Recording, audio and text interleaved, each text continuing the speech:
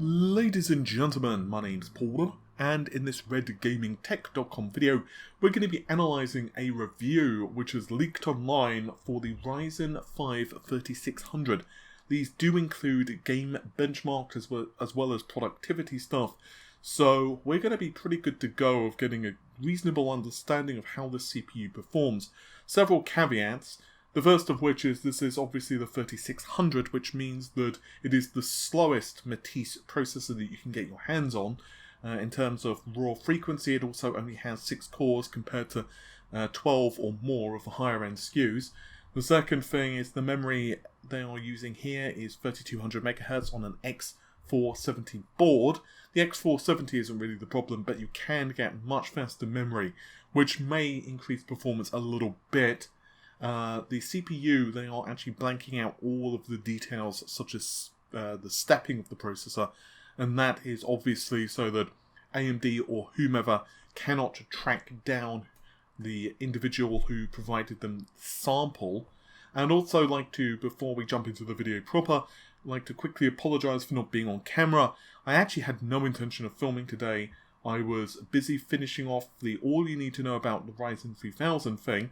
That video turned into a slightly larger project than what I had originally anticipated, but I'm much happier with the larger scope that I decided to take. So I'm about 3/4 of the way through the editing of that, so it will be up tomorrow. So I had no intention of filming today. I was going to leave it all to Amy, but several folks messaged me this via the Twitters as well as email actually. So yeah, here we are. Anyway, once again, this is the 3600. It is on the website El Chupaz Informatico. I know I've butchered that pronunciation. I'm really sorry. I'll link their testing and review, of course, in the description of this video because it is only fair. I'm also not going to be going through all of the benchmarks, but I will be going through the ones that I think are the most pertinent, and I will also be giving my thoughts and analysis of the results as we're going through. So the first one I want to start with is Cinebench. The reason I want to really focus on this for a moment is because we've actually seen this benchmark leak multiple times now, including, of course, on videocards.com via their Twitter. So the multi-thread performance is 1561 points, which is right around what we expect and is lining up nicely with the previous leaks. This means it is basically on par with the 1700X, thanks to a combination of higher clock frequency as well as, of course, higher IPC, but it does lose out to the 2700X, thanks to the fact that the 2700X is a couple of percent faster IPC-wise than the previous architecture of Zen, because obviously the 2700X has about 3% IPC gain because it's Zen Plus versus Zen, and also the fact that it's got additional threads, and of course the fact that it is running at a higher frequency compared to the 1700X. But it's still very impressive to me that the 3600, which only has 6 CPU cores, is doing really well. Yes, it gets stomped by the 9900K, but it stomps the 9700K and it stomps the 8700K by a substantial margin. The single thread performance, though, is a different story altogether, and it scores 196 points, once again for single thread. This is compared to 204 of the 9900K and 176 of the 2700X. So I know I sound like a broken record, as I've mentioned, but this is the slowest CPU in the Ryzen 3000 stack. So the reason that's important is not only do you have, of course, only 6 processor cores and all, which makes not really any difference at all to the single thread performance, but it also has the lowest clock frequencies, slower than the 3600X, and also much slower than, let's say, the 12 or 16 core parts. The 16 core part we know has 4.7 GHz. So I suspect that the single thread performance could, at least in Cinebench, with the 3950X, certainly get close to the 9900K or possibly even equal it. Cinebench 20, I want to look at the single thread performance for a moment, and the same story here. 497 points for the 9900K, the 3600 scores 478 points. So basically a 20-point difference. but it is substantially faster than the 2700X, which when using single-thread performance metrics, which means that if you are considering upgrading from a 1600 processor like a 1600 or 1600X, I suspect that single-thread performance by jumping up to the 3600 is going to be monumentally faster. The X264 benchmark, another very popular usage scenario, of course, for processors nowadays. The 9900K is the king here, at 58.45 seconds, thanks to, well, everything about the CPU, not least of all the clock frequency, which means that the 9700K comes up second at 52.84. That's, of course, because of it lacking hyperthreading, and it means that the 9700K and the 2700X are essentially identical. But the 3600 isn't that slow in comparison. It's 47.43, which means it's A, faster than the 1700X, but B, also handily beats out the 2600, and also really just hands the butt to any of Intel's lower end SKUs like the 8600K, the 6700K, and so on and so on, which is really good showing, at least in my opinion, for the 3600. So, switching over to Firestrike, another popular benchmark, let's be honest, 27,225 is what you will score if you're running the i9-9900K with their setup. The 3600, meanwhile, scores 25,343 points. So, once again, a couple of thousand points separating them, yes, but if you compare this to the 6700K or the 2700X, and there is a monumental difference in Firestrike performance. So, does that actually translate to games? Well, I'm glad you asked. They have Assassin's Creed Odyssey.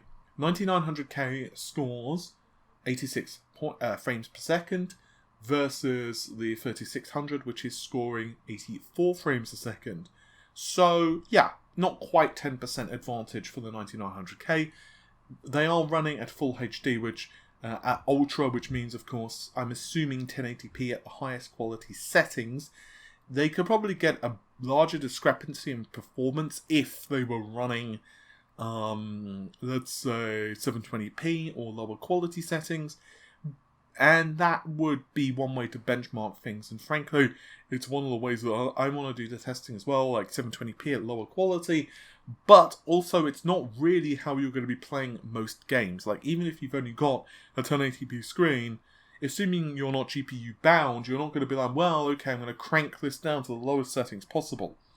It is nice for testing, but also not real world performance, if that makes any sense. Far Cry does show the biggest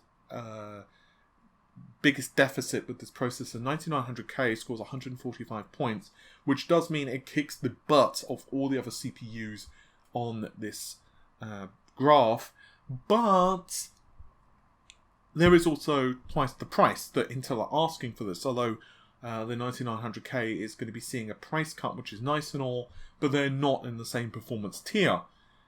What, to my mind, the story is the 2700X versus the 3600, and also Total War, Warhammer 2, the 6700K, the 2700X, and the 3600 are all margin of error performance, like all 142 FPS. Once again, the 9900K does win with basically 150 FPS. I do wish, with some of the game testing that they had done, they had not included the 6700K. I would have loved to have seen the 8700K or even the 7700K. But then again, I do know that there is still a lot of people with a 6700K or even an older processor, like a 4770K or a 2600K. So I think that this CPU, and I'm judging this purely on this one benchmark and the leaks that we've seen previously, I think this processor is going to be a really nice sweet spot for games. According to their information, their review, their testing, they managed to get the processor running on ambient of around 40 degrees, and 75 degrees in stress testing.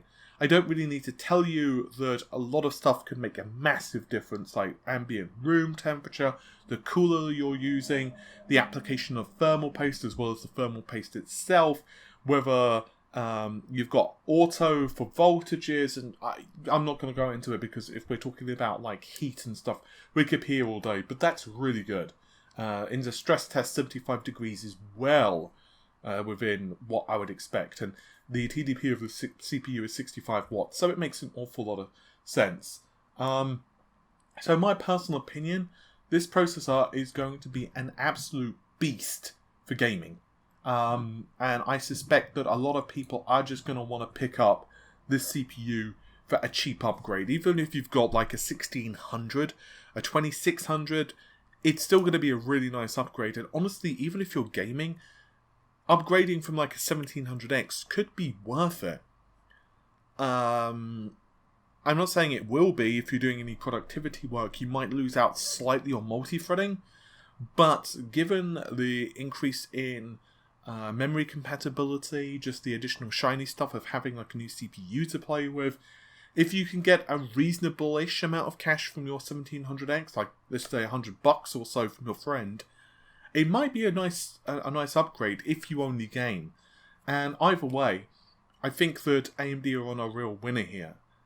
It's going to be very interesting to see what happens in the next 6 months for performance, and what's going to happen if we're going to get any further optimizations, what's going to happen in terms of overclocking. Unfortunately, this review does not delve into things like how much more clock frequency is there under the hood, and that type of detail, which would be really nice from a full comprehensive review. But either way, I think this processor is going to be really nice. With all of that said, I'd like to thank you for allowing us to hit 63,000 subscribers. It felt like that last 1,000 went up real fast. I know we are small change compared to the really big YouTubers out there, but to me it's still really astounding that we are over 60,000 subscribers, and that's still a heck of a lot of people. So thank you deeply for allowing us to do that and for all of the support. And with all of that said, I'm going to let you all go so that I can focus on doing some editing. Take care of yourselves. Bye for now.